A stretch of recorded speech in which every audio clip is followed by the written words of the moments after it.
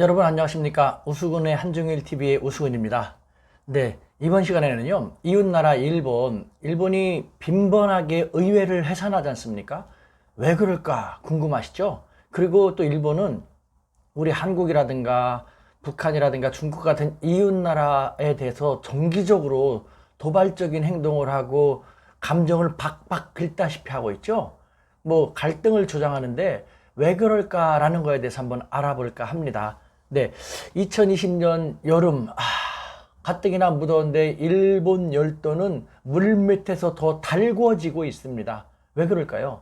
다름 아닌 일본 정계의 움직임이 부산하기 때문입니다. 일본 중의원을 해산하기 위한 그런 움직임, 물밑 작업이 진행되고 있기 때문인데요. 먼저 여기서 간단하게 일본의 의회에 대해서 알아보면요. 일본은 양원제죠. 중의원, 임기 4년의 중의원하고 임기 3년의 참의원이 있습니다. 중의원이 더 중요하고요. 참의원은 참가하는데 의미가 있다라는 식으로 중의원보다 권한은 떨어집니다. 참의원 같은 경우는 각 분야의 전문가들이 의원이 돼서 중요한 일이 있으면 그거에 대해서 더욱 진지하게 논의하고 검토한다라는 취지로 만들어진 것인데, 중의원보다는 힘이 떨어지고 참의원은 다시 말씀드리면은 해산이 불가합니다. 중의원은 해산이 가능하죠. 그런데 지금 일본 아베 정권은요, 이 중의원을 해산하려고 하는 움직임을 보이고 있는 것이죠. 자, 그렇다면 중의원을 왜 해산할까요? 네, 지금 일본 중의원은 본래 임기대로라면 4년 임기라고 했죠. 2021년 9월까지입니다. 그런데 여태까지 일본의 중의원은요, 4년 임기지만 4년을 거의 다 채운 적이 별로 없어요. 중간에 거의 2년 혹은 2년 반 정도 되면은 어떠한 명목으로든지 해산을 시킵니다.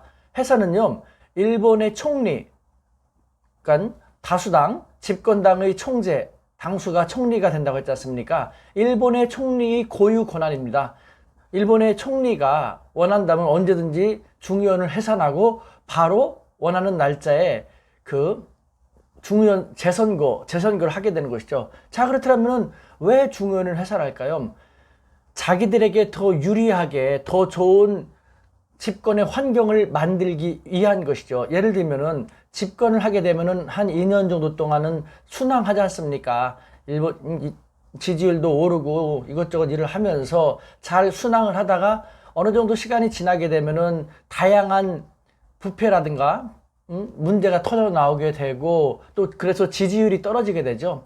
지지율이 계속 떨어지게 되면은 다음 집권에 불리하게 되지 않습니까? 그렇기 때문에 일본의 총리들은요, 일반적으로 집권을 하면은 한 2년 정도 동안은 순항을 하면서 그 다음에는 언제 중의원을 해산해서 다시 지지율이 훨씬 더 떨어지기 전에 중의원을 해산해가지고 다시 그 선거에서 이겨가지고 4년 동안 집권할 수 있을까라는 것, 그 해산 시기를 잘 고민하는 것, 그것이 일본 총리의 가장 중요한 정치적 판단 능력이라고도 하고, 또 일본의 정치부 기자들의 가장 중요한 능력은요, 해산 시기를 잘 맞히는 것이라는 그런 얘기가 있을 정도로 중의원 해산은 일본 총리에서 자기들의 재집권을 위한 그런 아주 좋은 구실로 사용되고 있었던 것이죠. 네, 지금 중의원 보십시오.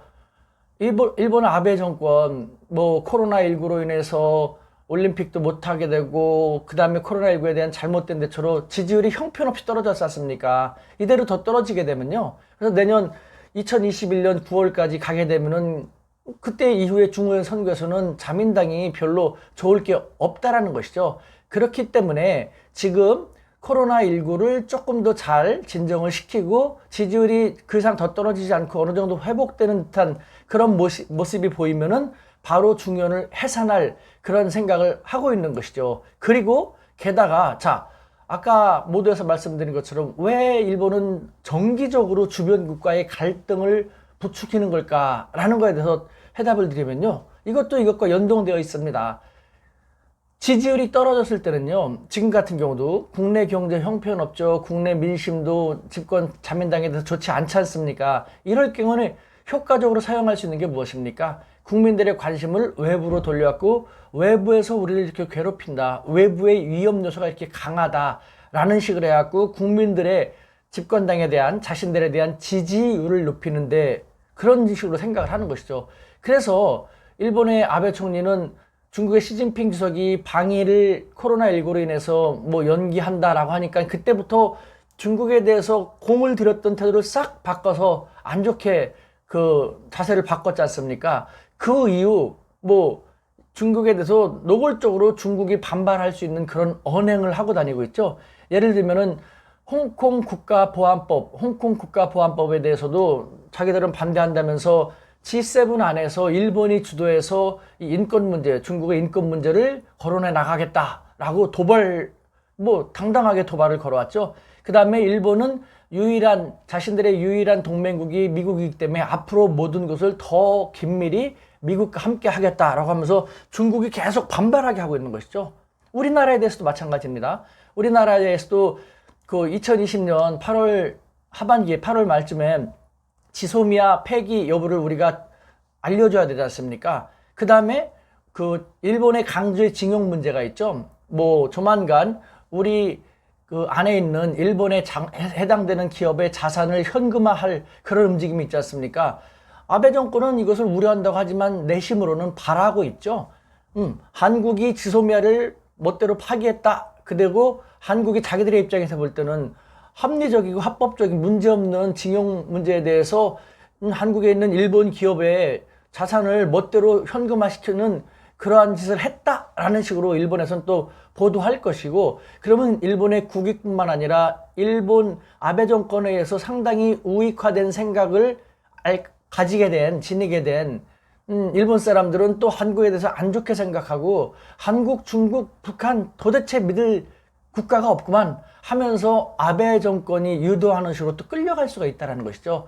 그렇게 자기들의 지지율을 높임으로써 해산시켜가지고 자기들이 재집권해서 4년 동안 다시 간다라는, 자기들의 사리사욕을 위해서 이웃 국가들과의 갈등을 조장하고 일본 국민들을 현혹시키고 기만하는 이런 것이 일본의 지금 뭐 아베 정권인 것이죠.